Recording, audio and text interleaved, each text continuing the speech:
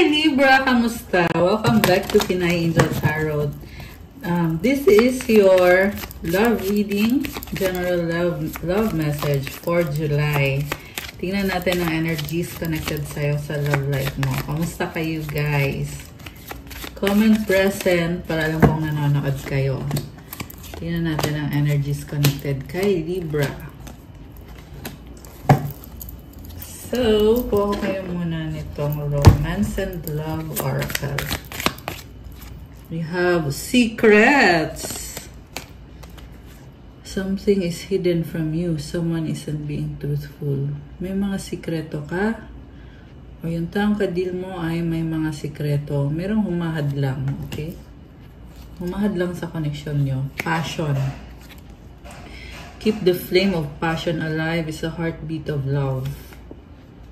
Okay, so right path love is a beautiful journey and you're on the right path. Mukhang may decision ka connected sa love life mo, pero kailangan mong mamili. Doorway, an opportunity is about to present itself that leads you to a new person. Yeah, merong bagong direksyon connected to love, pero itong secrets, gusto mo mag-reach out sa taong to, kaso lang may humahad lang. And yung humahad lang is fear. Okay. Kailangan ng open communication and transparency. Transparency in order for our relationship to work out. And I just saw 144 angel numbers. You may be an earth angel. Mukhang may mga challenges ka, pero ginaguide ka ng mga angels mo sa tamang landas. Alam mo, this is a relationship or connection na merong trust issue. And siguro nga niloko ka nitong taong to, kaya natututo ka kung sinong pagkakatiwalaan mo. And there is someone else na gusto mo. Okay? Kasi sinaktan ka nung unang person. Kaya yung bagong person, ito merong nabubukas na opportunity. Ayan, yan ang taong pinili mo. And then we have Page of Swords, Eight of Wands, Ace of Cups, Page of Pentacles, Nine of Pentacles. Merong pag-uusap. Okay, merong travel. So much energy. Alam mo, nakikita ko dito, you are single, pero hindi ka pa nakaka-move on dito sa person na iniisip mo, Libra. And parang hindi mo alam gagawin mo. Pero at the same time, nakikita ko you are very independent. The Queen of Pentacles sa bottom of the deck. Si Queen of Pentacles, maparaan. Alam mo kung anong priority mo. Inuuna mo yung sarili mo ngayon, although may mga tinutulungan ka rin. So, I'm seeing na nagsisikap ka sa trabaho mo para ayusin yung buhay mo. Nine of Cups. Kasi ang dami mong gustong gawin. Ang dami mong pinaplano for enjoyment. Meron dito guys na meron magta-travel. Meron din dito merong umiinom. Ayan. Okay. So, yung Libra na nasagap natin ay single. Tingnan natin, anong feelings ng person mo? Anong energies ng person mo? Okay, we have, Two of Pentacles. Juggling. Seven of Wands. Okay. King of Swords and the Moon. Alam mo, defensive tong taong to. Pinag-aaralan ka niya, iniisip ka niya, and this is someone na hindi nagbibigay ng 100% sa'yo. Problem talaga about communication. So, kung may pag-uusap man sa inyo, hindi pa yan yung buong kwento. May mga sikreto itong taong kadil mo. Magician, manipulative, and the devil. Okay, grabe. So, Alam mo, may person ko ang kadil na toxic, manipulative, and kinokontrol ka nitong taong to. Dami niyang sikreto. Ayan. Remember na general reading to guys ha, kaya hindi po sa lahat magre-resonate. Okay, anong pupuntahan nitong connection na to? We have Knight of Wands. Okay. Cheater yung nakikita ko eh. Cheater yung kadil mo. Two of Swords and the Four of Swords. So, pabalik-balik siya sa'yo. May mga personal problem siya. Kaya siguro nakita mo sa person mo na hindi ka niya pinapansin. So, ang dami niyang tinatago. Baka ayaw lang niya malaman mo yung totoo na hindi siya loyal sa'yo, na hindi lang ikaw yung partner niya. Nandito si King of Wands. Baka yung kadil mo ay businessman or someone na confident siya sa sarili niya. Okay. So, Hierophant, Taurus energy. Malakas din ngayon ang energy ng Gemini, Water sign, Cancer, Pisces, Scorpio, Fire sign, Aries, Leo, Sagittarius. Although this can be any sign, lahat naman andito. Meron ding Earth sign, Capricorn, Taurus, Virgo. Meron ding, syempre, Air sign, Gemini, Libra, Aquarius. Okay. So, alam mo, sobrang frustration. Yung basta nyo kinasal kayo dito sa taong to, kung hindi naman kayo kinasal, this is a connection na talagang strong yung potential. Kaya nag-invest tong taong to eh. Nag-invest siya sa'yo, pero frustrated siya sa'yo. So, siguro, parang feeling niya, lahat ng in-invest niya sa'yo ay hindi naman nag-workout o hindi naman nakatulong sa kanya. Ayan, may iba siyang kadil ngayon, may iba siyang person ngayon. Ayan o, Five of Wands. This is a person na minahal ka niya pero nagtatry lang siya. Kumbaga kung nagkaroon kayo ng good relationship dati, hindi pa yun yung buong kwento. Tinatry lang niya kung mag-workout ba kayo. Kung hindi mag-workout, edi tatry niya pa rin. Kung hindi talaga aalis na siya. Ganun yung nakikita ko sa taong kadil mo. Yan, mukhang umalis nga at nagkaroon ng bagong simula. Ace of Pentacles, Queen of Cups. Pinili niya yung mga pangarap niya, yung sarili niya. Temperance. Baka may kadil kang Sagittarius, Earth sign, Capricorn, Taurus, Virgo, Water sign, Cancer, Pisces, Scorpio. So, ang nakikita ko sa person mo, okay, yeah, temperance to eh. Tumalikod na to, oh. Inuna niya yung sarili niya. Mukhang dalawa yung kadil mo. Merong isa toxic.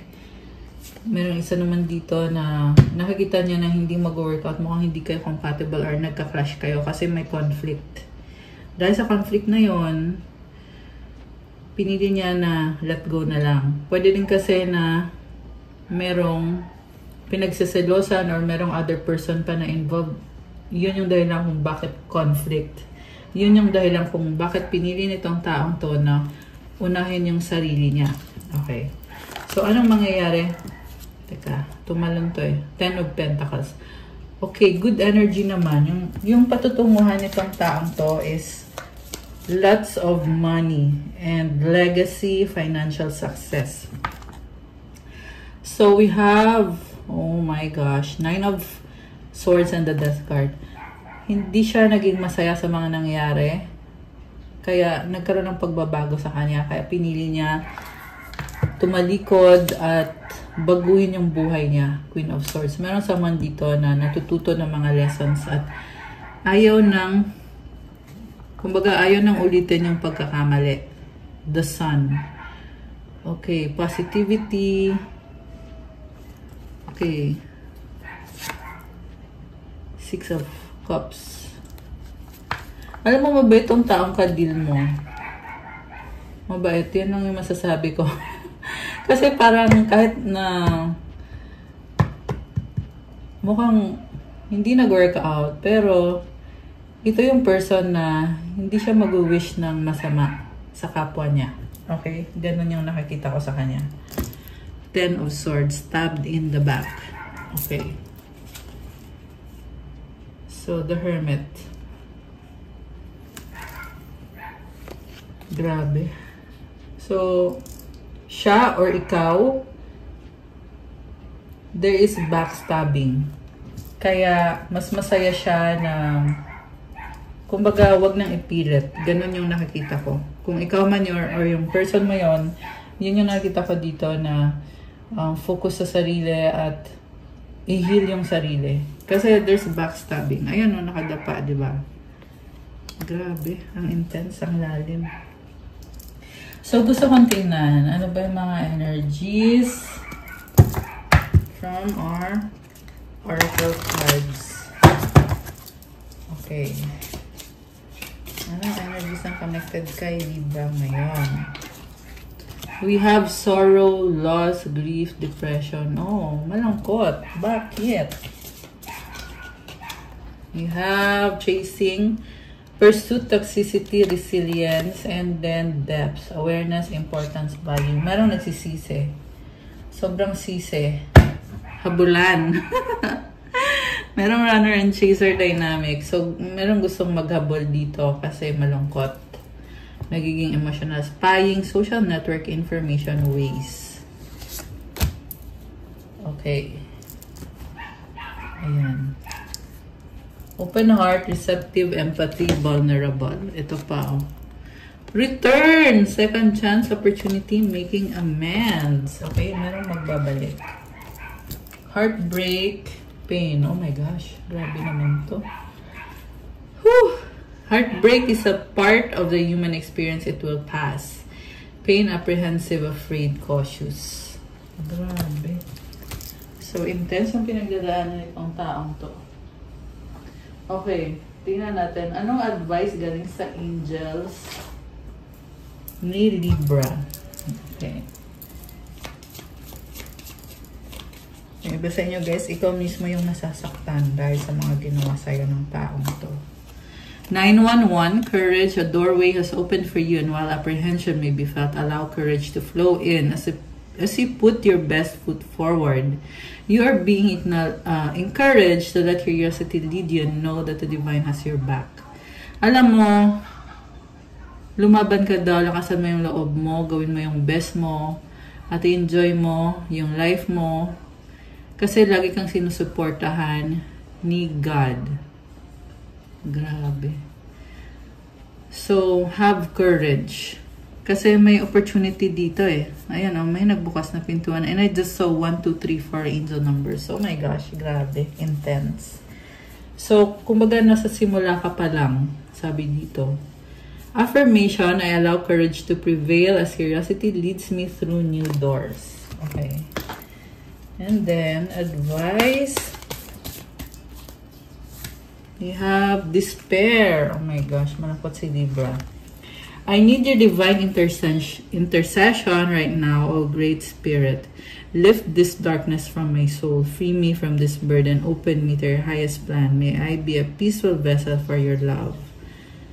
So, prayer kasi to eh. So, ipag-pray mo yung life mo, yung situation mo, at isurrender mo yung situation kay God. Siya nang bahala sa'yo. Aalisin niya yung burden mo if you surrender it to God. Ibig sabihin, yung hindi mo kukontrolin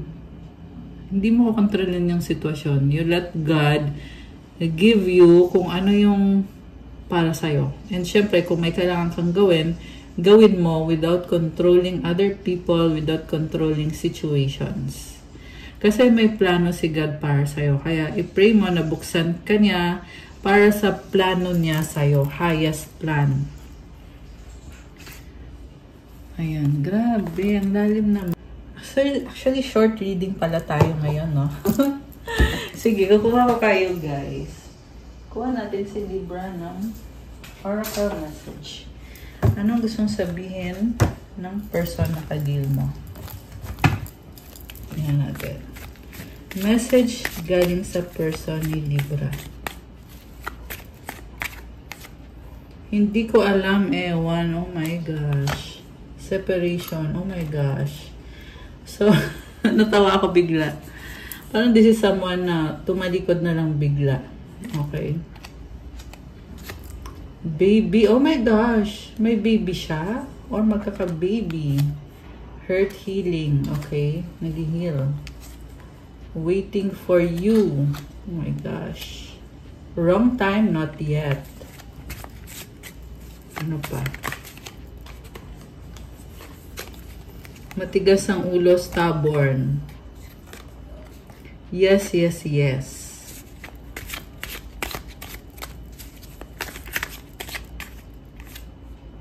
Flirting, malandi. Oh my gosh. Okay. Babe, nag-reverse. Strong, mahal pa rin kita. Sorry na. Oops.